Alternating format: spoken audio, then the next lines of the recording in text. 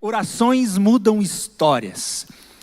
E nós acreditamos nisso. Acreditamos que oração funciona. Que oração é o caminho que nos leva a próximo do Senhor. O véu rasgou e agora nós temos livre acesso ao Pai. E hoje eu queria falar com você sobre um aspecto de uma vida entregue ao Senhor. Para isso eu preciso começar te contando uma história. Há um tempo atrás, um amigo meu que mora em outra cidade, pastor, estava tendo problemas na cidade. Ele e os pastores da região decidiram que para resolver isso, eles precisavam conversar com o prefeito.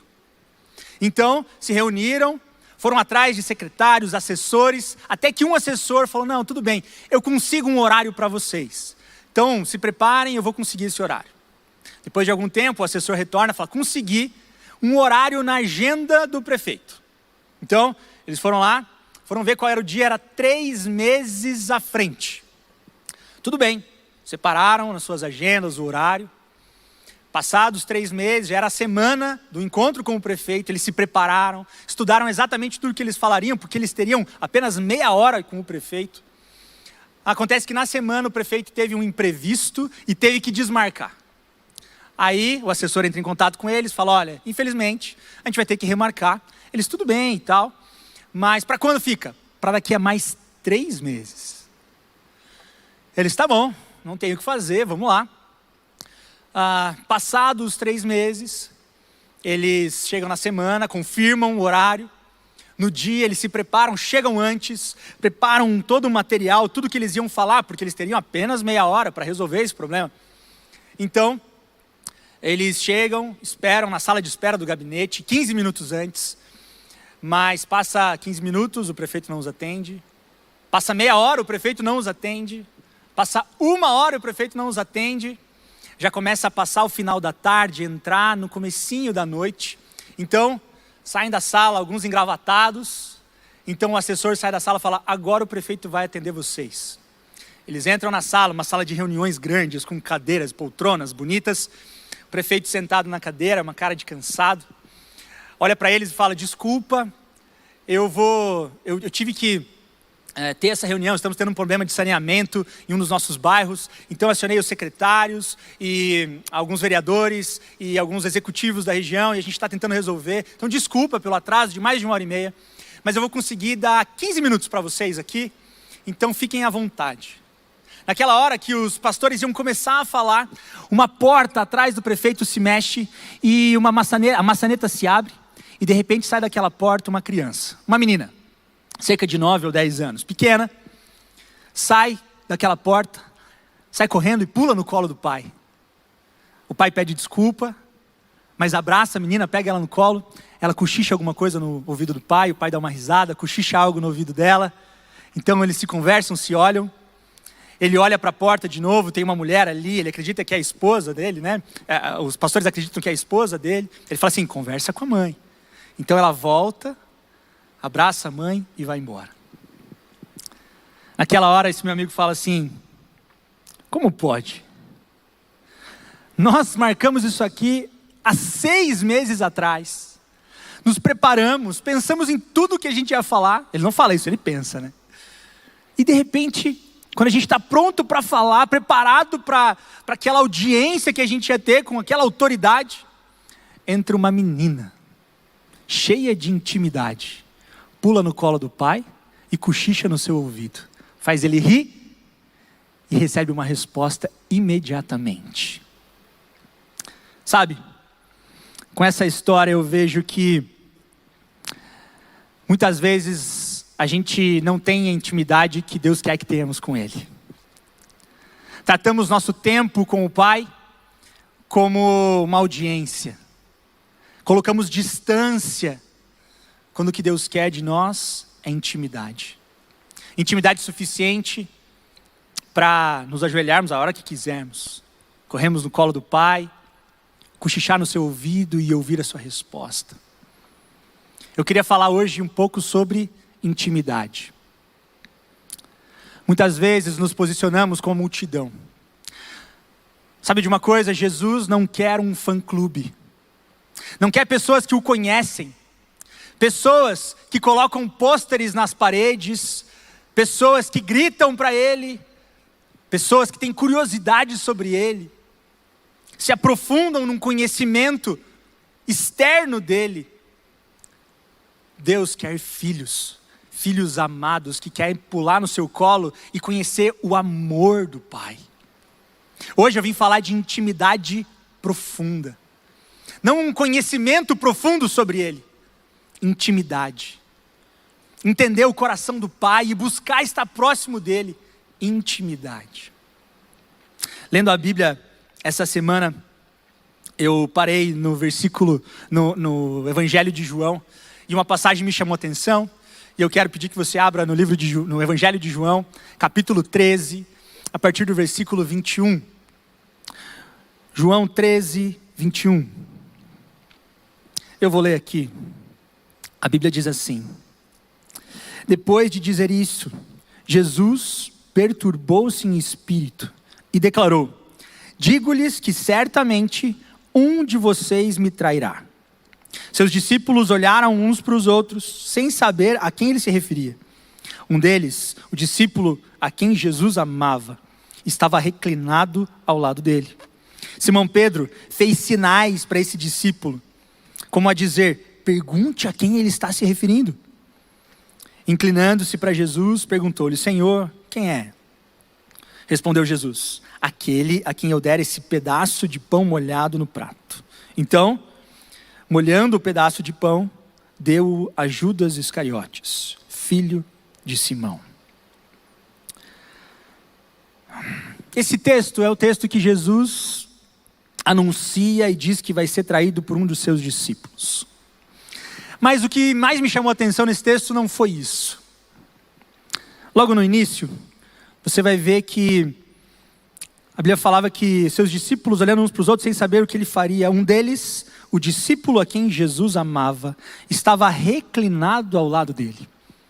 Quando eu fui ver profundamente o que queria dizer essa palavra, esse termo, reclinado ao lado, uma das melhores traduções que a gente foi encontrar é que o discípulo estava inclinado sobre o seio, deitado no peito de Jesus. O discípulo amado era João, aquele que escreve essa carta, aquele que tinha certa intimidade. Quando a gente vai estudar teologia, a gente vai descobrir que Jesus era 100% homem, 100% Deus. E eu fiquei vendo essa cena, o discípulo a quem Jesus amava, um humano, uma pessoa encostada no peito daquele que era 100% Deus. Um humano podendo escutar o batimento do coração terreno do Deus vivo. Um humano, uma pessoa, podendo tocar nele, tão próximo. Eu fiquei pensando, a Bíblia não relata outras pessoas que fizeram isso, e eu não me arrisco a dizer se teve, mas eu acredito que esse foi um momento de intimidade entre uma pessoa e Deus.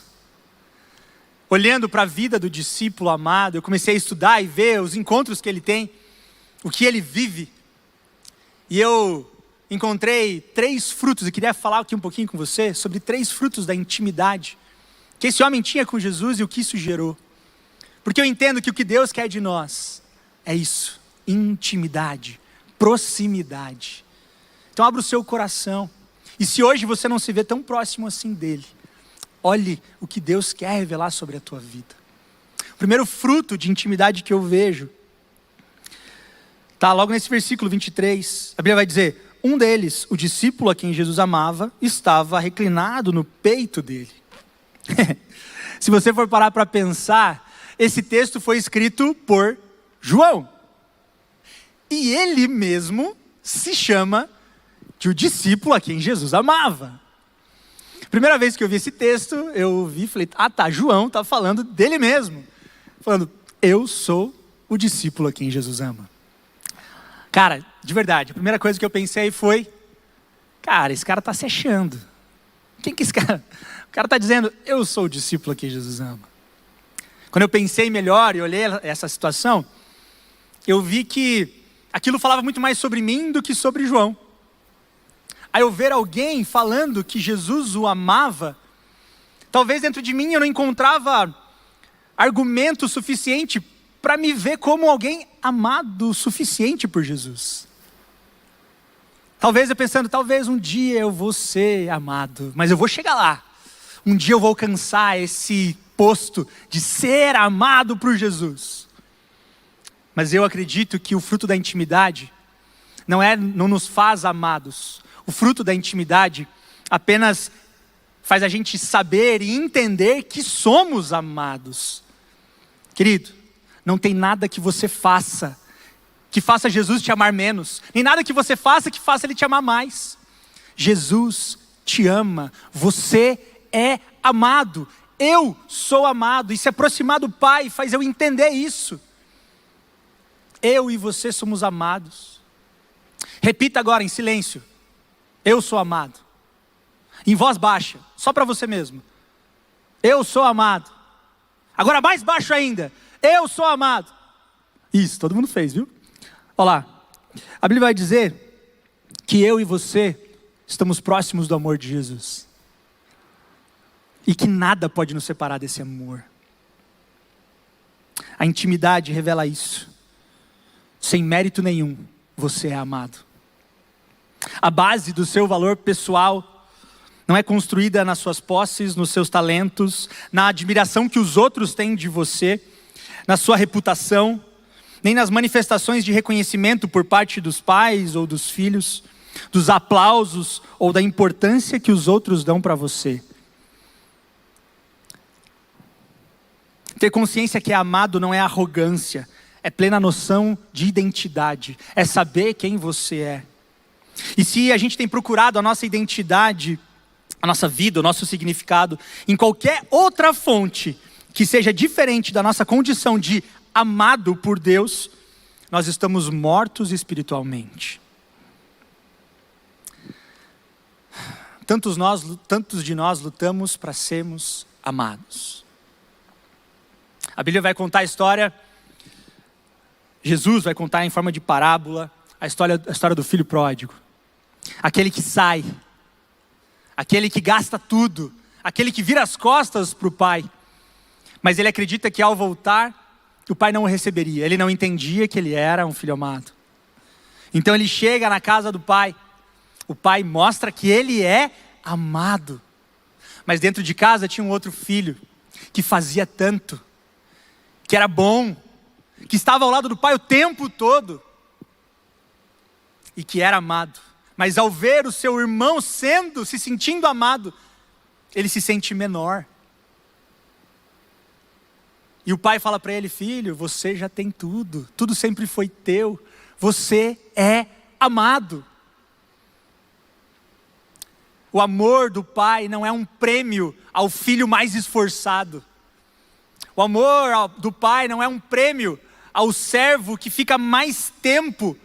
Não. O amor do pai é a manifestação do próprio pai pelo filho. Isso revela não sobre quem o filho é, revela quem o pai é. Eu sou o pai. Eu amo esse título na minha vida. Eu tenho uma filha de 3 anos, a Beatriz. Eu tenho o Samuel, de 6 meses. E a Bia sempre foi a princesa, a rainha da casa. Mas há 6 meses atrás chegou o Samuel. E o teu trono foi tirado. Eu não deixei de amar menos a Beatriz. E tantas vezes que eu ou minha esposa estamos com o Samuel no colo, vem a Beatriz: pai, eu quero colo. E não foi uma nem 2 vezes em que eu pego ela no colo e ela vem, me abraça, me beija e fala: pai, eu te amo. Como se aquilo fosse confortar o coração dela e fosse fazer ela se sentir mais amada por mim. Eu falo: filha, eu te amo muito. Mas isso não é uma competição. Eu não amo mais um ou menos outro. Eu amo os meus filhos. Deus ama você. Não pelo que você faz, não pelo que você fez. Deus ama você apesar dos teus sentimentos, dos teus pensamentos. Deus te ama. Deus te ama. Às vezes você pode pensar: mas eu já pensei tanta coisa, eu já senti tanta coisa ruim dentro de mim. Como Deus pode me amar? Ele te ama porque Ele é bom. Você é amado. E se existe uma condição que você precisa entender que você é essa, você é amado. E se você olhar em volta e tiver ciúmes daqueles que o cercam, aquele é mais amado do Senhor.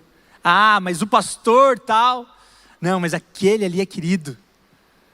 Como se você tivesse ciúmes do Pai. Saiba de uma coisa, é Ele que tem ciúmes de nós. É isso que a palavra vai dizer. É Ele que não quer que outro pai nos pegue no colo e nos chame de filho. É Ele que nos direciona e nos quer apenas para Ele. É Ele. Não queira competir. Para de querer ser merecedor de uma herança. Herança é um presente que o pai deixa para o filho. Não é porque você merece que você recebe o amor. É porque ele é bom. Você é amado. E ao se aproximar do pai, você vai entender isso. Ao ponto que você consiga até escrever numa carta: eu sou amado. Eu sou aquele que Jesus ama. Eu sou o alvo do amor de Jesus. Diga isso, entenda isso. Eu estou falando, estou tentando convencer a sua mente. Mas quando você se aproxima do Pai, você entende no seu coração: eu sou amado. Jesus ama você. E essa é a sua condição. Filho amado. Mas o segundo fruto que eu entendo de aproximação do Senhor, de intimidade, é a revelação. Apocalipse 1, a Bíblia vai falar: revelação de Jesus Cristo que Deus lhe deu para mostrar aos seus servos o que em breve há de acontecer.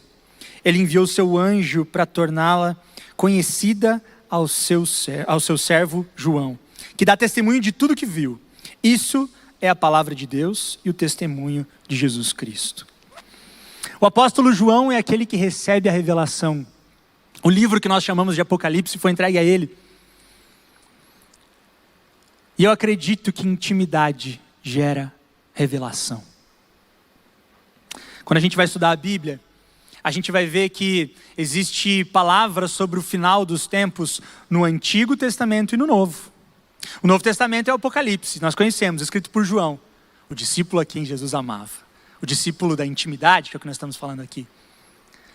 Mas no Antigo Testamento, a segunda seção do livro de Daniel é a revelação sobre o final dos tempos.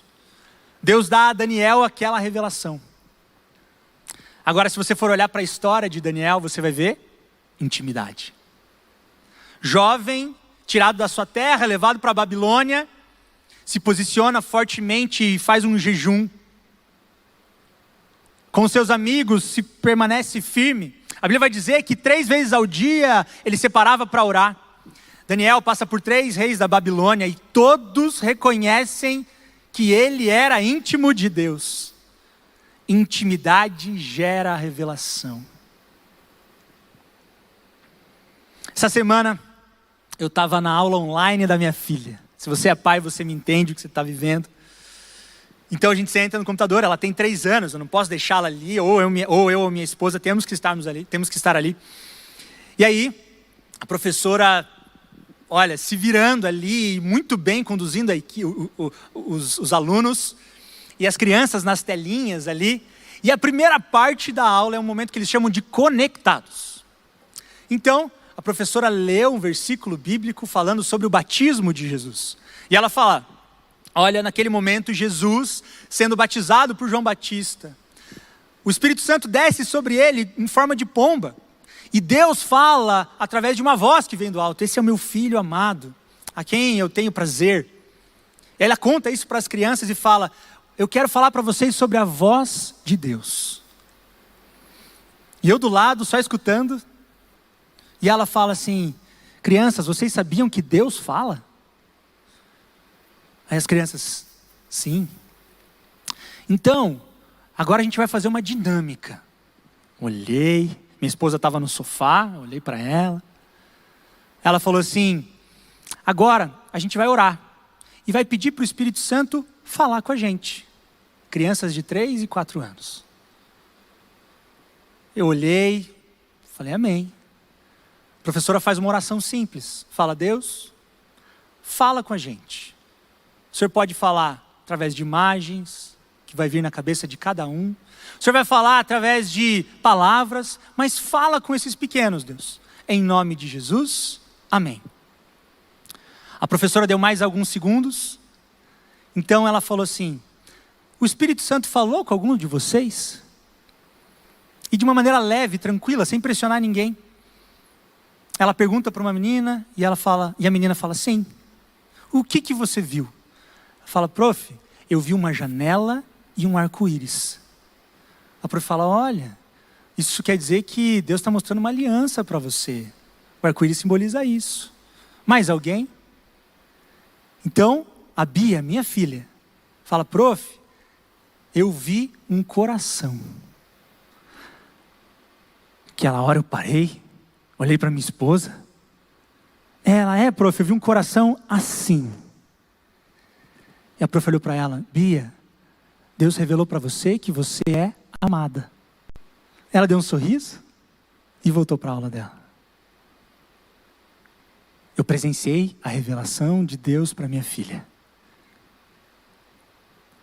Várias vezes na Bíblia, Jesus nos chama para ser como crianças. Íntimos dele como crianças. Deus quer se revelar para mim e para você. Eu louvo a Deus porque Deus se revelou para minha filha, manifestando que ela é amada pelo Senhor. De uma maneira simples. Pela intrepidez de uma professora que a conduziu nesse lugar. Queridos, intimidade gera revelação. Se você está vendo esse culto desde o início, você ouviu o pastor Natan contando sobre a sua família, e eu acredito que ele vai se aprofundar nesse testemunho. Mas um dia antes dos seus pais saírem do hospital, eu liguei para ele, a gente estava se falando, e ele falou: olha, a gente não sabe o que vai acontecer, o prognóstico do pai é muito ruim, a gente está com medo. Mas Deus deu uma palavra. Ano passado, Natan, que é pastor da nossa casa de oração, um homem de Deus, estava orando. E Deus falou para ele: em março você vai receber um milagre. Revelação. No dia seguinte, eu leio o testemunho. Gente, o meu pai, que estava na UTI com 60% do pulmão tomado, está vindo para casa. Um milagre vivido em março, prometido um ano atrás. Deus tem revelações para nós. Eu lembro do dia que eu fui levar o meu convite de casamento para minha avó, Dona Teresa, uma mulher de Deus. E ela lê o versículo do convite, vai para dentro do seu quarto, traz a sua Bíblia. Uma Bíblia antiga, rabiscada. E ela abre naquele versículo de Jeremias, falando sobre a sua descendência, que todos serão do Senhor. Eu sou o neto mais novo. Então ela fala: filho, olha o que está escrito do lado. Palavra de Deus para minha família. 1970 e tantos, eu não lembro agora quanto era. Revelação, a intimidade. Deus quer se revelar para você. E o fruto da intimidade é esse. A revelação. Eu creio que Deus quer se revelar mais. Mas por último, eu vejo que Deus nos comissiona. Em João 19, quando Jesus estava crucificado, a Bíblia vai dizer que Jesus fala assim: quando Jesus viu a sua mãe ali, e perto dela o discípulo a quem ele amava, disse à sua mãe: aí está o seu filho. E o discípulo: aí está a sua mãe. Daquela hora em diante, o discípulo a levou para casa. Jesus na cruz se preocupa com a sua mãe e designa o discípulo amado para cuidar dela. Ele vê nele, ele olha para ele e fala: eu confio em você, a partir de agora você é filho. E o discípulo pega a mãe de Jesus e leva para sua casa. Eu acredito que quando buscamos a Deus com intimidade, Deus nos leva a lugares que nunca imaginamos. Deus confia a nós coisas que nunca imaginamos, preciosidades. Eu acredito que Deus quer te levar em lugares maiores. Eu acredito que Deus quer te levar em lugares que você nunca imaginou que você poderia estar. Talvez você esteja cheio de medo. Mas sabe, Talvez você tenha feito as pazes com os seus medos. Eu sempre achei que o medo não era de todo mal. Eu achava que o medo, ele era o limite do homem. Eu sempre li isso e conversava sobre isso com os meus próximos. E eu falava, não, se você não tiver medo, você vai acabar pulando de algum lugar, se machucando. Você vai acabar fazendo um monte de loucura. Para mim o medo não era algo tão ruim assim. Mas eu comecei a ir na Bíblia e procurar. O que Jesus falava sobre o medo? O que Deus falava sobre o medo? E ele falava sobre lançar fora o medo. Ele falava não temas. E quando ele falava sobre temor, ele falava sobre temor do Senhor. E eu comecei a ver tantas vezes que Jesus falava não temas. E eu comecei a entender que Jesus quer levar em lugares que talvez sejam amedrontadores para mim e para você. Jesus quer nos entregar as coisas que talvez a gente tenha medo de assumir. E por isso ele diz tantas vezes na Bíblia, não temas. O perfeito amor lança fora o medo. E eu quero te dizer, se você fez as pazes com o seu medo, porque você acha que o medo te trouxe até aqui, te fez sobreviver, te tirou de perigos, eu quero te dizer, não faça as pazes com o medo, faça guerra com ele. Porque ele impede que você esteja no centro da vontade do Senhor. Porque quando Deus manda Josué entrar na terra prometida e aparece um anjo diante dele, o anjo diz, não temas. Vários momentos na Bíblia onde Deus envia os seus servos, eles falam, não temam, eu estou te enviando. Deus, a intimidade com ele vai fazer Jesus te levar a lugares. Mas não temas, faça guerra com o seu medo. Eu acredito que um tempo de intimidade nos empodera. Nos enche do Espírito Santo, mas nos enche do Espírito Santo para um propósito, para cumprir a missão, para fazer aquilo que Jesus nos manda fazer. Se prepare, porque Deus vai colocar coisas preciosas na sua mão. Num tempo de intimidade, num tempo de intimidade.